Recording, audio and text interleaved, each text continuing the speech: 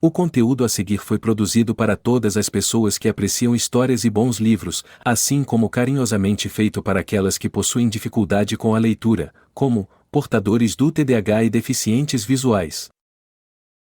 Capítulo 15. Através da Porta Sombria. Elric entrou em uma sombra e encontrou-se em um mundo de sombras. Ele se virou, mas a sombra, através da qual entrou, se desfez e desapareceu. A espada do velho Albec estava na mão de Elric, o elmo negro e a armadura negra cobriam seu corpo e somente eles lhe eram familiares, pois a terra era escura e sombria, como se estivesse presa em uma grande caverna cujas paredes, embora invisíveis, fossem opressivas e tangíveis. E Elric lamentou a histeria, o desgaste de sua mente, que lhe deu o impulso de obedecer ao seu patrono, o demônio Eriok, e mergulhar através da Porta Sombria. Mas lamentos eram inúteis agora, então ele esqueceu isso. Irkun não podia ser encontrado em lugar algum. Ou o primo de Elric já tinha um corcel esperando por sua chegada, ou então, o que era mais provável, entrou neste mundo em um ângulo ligeiramente diferente, pois se dizia que todas as dimensões se dobravam umas sobre as outras, e estava assim, ou mais perto ou mais longe de seu objetivo mútuo. O ar era rico em salmoura. Tão rico que Elric sentiu como se suas narinas estivessem ensopadas de sal. Era quase como andar debaixo da água do mar sendo capaz de respirá-la. Talvez isso explicasse por que era tão difícil ver a grande distância em qualquer direção, por que havia tantas sombras, porque o céu era como um véu que ocultava o teto de uma caverna. Elric embainhou sua espada, já que não havia nenhum perigo evidente naquele momento, e se voltou lentamente para se orientar naquele ambiente. Era possível que houvesse montanhas no que ele julgou ser o leste, talvez, uma floresta a oeste. Sem sol, ou estrelas, ou lua, era difícil estimar a distância ou direção. Ele estava em uma planície rochosa sobre a qual assobiava um vento frio e preguiçoso, que se agarrava à sua capa como se desejasse possuí-la. Havia algumas árvores raquíticas sem folhas a cerca de 100 passos de distância. Era tudo o que aliviava a planície desolada, salvo por uma grande laje de pedra sem forma, que se situava para além das árvores. Era um mundo que parecia ter sido drenado de toda a vida, onde a ordem e o caos outrora estiveram em conflito, e no qual tudo foi destruído. Havia muitos planos como este? Elric se perguntou. E, por um momento, ele foi preenchido com um pressentimento terrível sobre o destino de seu próprio mundo. Afastou esse sentimento e começou a caminhar em direção às árvores e à rocha além. Ele alcançou as árvores e passou por elas, quando sua capa tocou um galho frágil, transformando-o quase imediatamente em cinzas que se espalharam com o vento. Elric puxou a capa para mais perto do corpo. Ao se aproximar da rocha, ele percebeu um som que parecia emanar dela. Ele diminuiu o ritmo e colocou a mão sobre o cabo da sua espada. O barulho continuou, um ruído baixo e ritmado. Através da escuridão, Elric olhou atentamente para a rocha, tentando localizar a fonte do som. Então o barulho parou e foi substituído por outro, um ronco suave, um chacoalhar, e depois silêncio. Elric deu um passo para trás e sacou a espada de Albec. O primeiro som tinha sido o de um homem adormecido. O segundo som era o de um homem acordando e se preparando para atacar ou para se defender.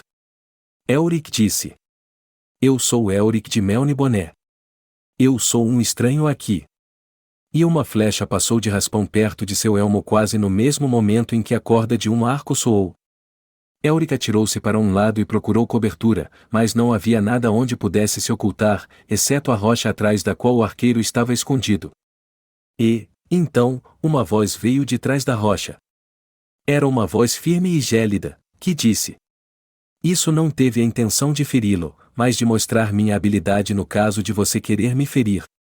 Eu tive minha cota de demônios neste mundo e você se parece com o demônio mais perigoso de todos, Cara Branca." "Eu sou mortal", disse Elric endireitando-se e decidindo que, se ele tivesse que morrer, seria melhor morrer com algum tipo de dignidade. O desconhecido então diz: "Você falou de Melniboné. Ouvi falar desse lugar. Uma ilha de demônios." Elric então diz: "Então você não ouviu falar o suficiente de Melniboné. Eu sou mortal, como são todos do meu povo. Só os ignorantes pensam que somos demônios." O desconhecido rebate dizendo: Eu não sou ignorante, meu amigo. Sou um sacerdote guerreiro de Fum, nascido nesta casta e herdeiro de todos os seus conhecimentos, e até recentemente, os próprios senhores do caos eram meus patronos. Então, eu me recusei a continuar a servi-los e fui exilado para este plano por eles. Talvez o mesmo destino se abateu sobre você, pois o povo de Melniboné serve ao caos, não é? Elric então responde: Sim. E eu conheço Fum, ela fica no Oriente não mapeado, além do deserto gritante, além do deserto suspirante, além mesmo de Elwir. É um dos mais antigos dos reinos jovens. É isso mesmo. Embora eu conteste que o Oriente não esteja mapeado, exceto pelos selvagens do Ocidente. Então parece que você está compartilhando de meu exílio. Não estou exilado. Estou em uma busca. Quando a busca tiver terminado, retornarei para o meu próprio mundo. Retornar, você diz? Isso me interessa, meu pálido amigo. Eu sempre pensei que voltar era impossível. Talvez seja e eu fui enganado. E se seus poderes não o fizeram encontrar um caminho para outro plano, talvez os meus não irão me salvar também. Poderes? Eu não tenho nenhum desde que renunciei à minha servidão ao caos. Bem, amigo, você pretende lutar comigo? Existe apenas uma pessoa neste plano com quem eu iria lutar e não é você, sacerdote guerreiro de Fum. Elric embainhou a espada e, no mesmo momento, seu interlocutor surgiu de trás da rocha, repondo uma flecha vermelha em uma aljava vermelha. Eu sou Hakir, disse o homem. Chamado de Arqueiro Vermelho, pois, como você vê, eu me visto de vermelho. É um hábito dos sacerdotes guerreiros de Fum escolher uma única cor para vestir. É a única lealdade à tradição que eu ainda possuo. Ele usava um gibão vermelho, calças vermelhas, sapatos vermelhos e um capuz vermelho com uma pena vermelha nele. Seu arco era vermelho e o punho da sua espada tinha um brilho vermelho rubi. Seu rosto era aquilino e magro, como se esculpido em um osso descarnado.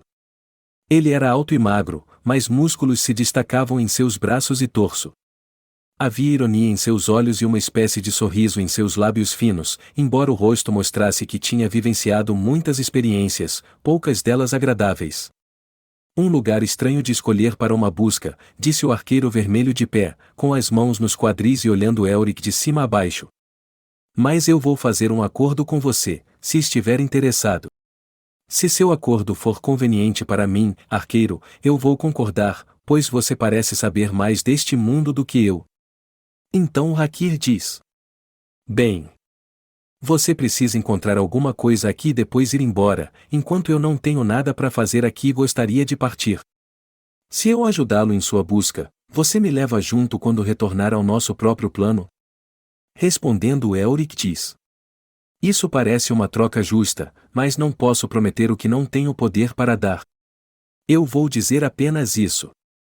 Se for possível levá-lo de volta comigo para o nosso próprio plano, seja antes ou depois de eu ter terminado a minha missão, eu o farei.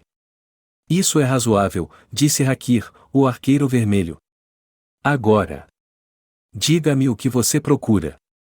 Eu procuro 2 espadas, forjadas milênios atrás por imortais, usadas por meus antepassados, mas depois abandonadas por eles e guardadas neste plano.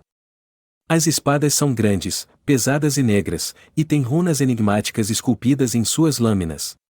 Foi-me dito que eu iria encontrá-las na caverna pulsante, que pode ser alcançada através do túnel sob o pântano. Você já ouviu falar de algum desses lugares? Não. Também não sei sobre as 2 espadas negras. Hakir esfregou o queixo ossudo. Embora eu me lembre de ter lido algo em um dos livros de Fum, e o que eu li tenha me perturbado. Elric então explica dizendo: As espadas são lendárias.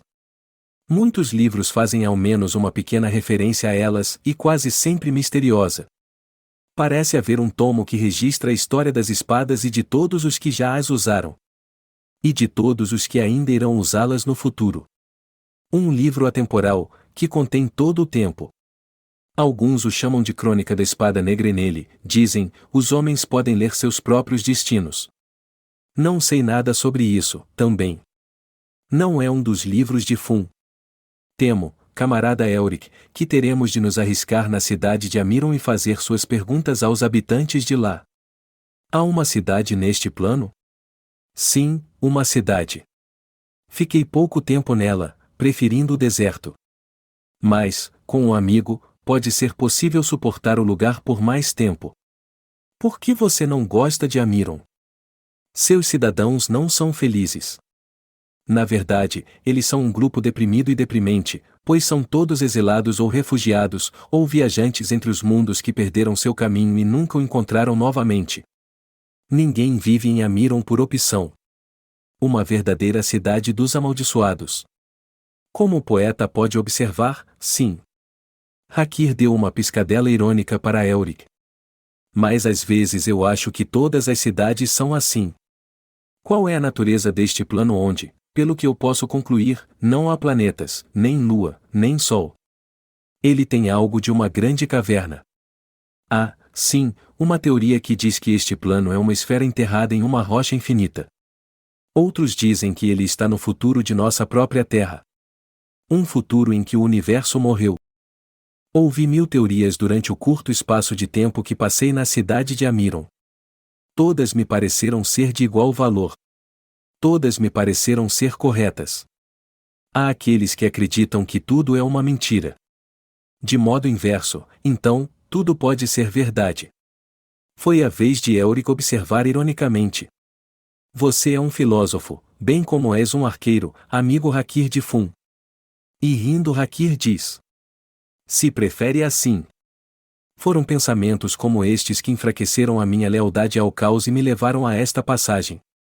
Ouvi dizer que há uma cidade chamada Tenelorne, que pode às vezes ser encontrada nas margens movediças do deserto suspirante. Se algum dia eu voltar para o nosso próprio mundo, camarada Elric, vou procurar essa cidade, porque ouvi dizer que a paz pode ser encontrada lá. Que debates semelhantes sobre a natureza da verdade são considerados sem sentido. Que os homens se contentam apenas em existir em Tenelorne. Então Elric diz. Eu invejo aqueles que moram em Tenelorne. Hakir fungou. Sim. Mas, provavelmente, isso irá se revelar uma decepção, se for encontrada. Às vezes é melhor que lendas continuem sendo lendas, e as tentativas de torná-las reais raramente sejam bem-sucedidas. Venha. Amiron fica ali, e isso, infelizmente, é mais típico da maioria das cidades pelas quais passamos. Em qualquer plano. Os dois homens altos, ambos párias às suas próprias maneiras, começaram a marchar através da escuridão daquela terra desolada. Fim do capítulo 15.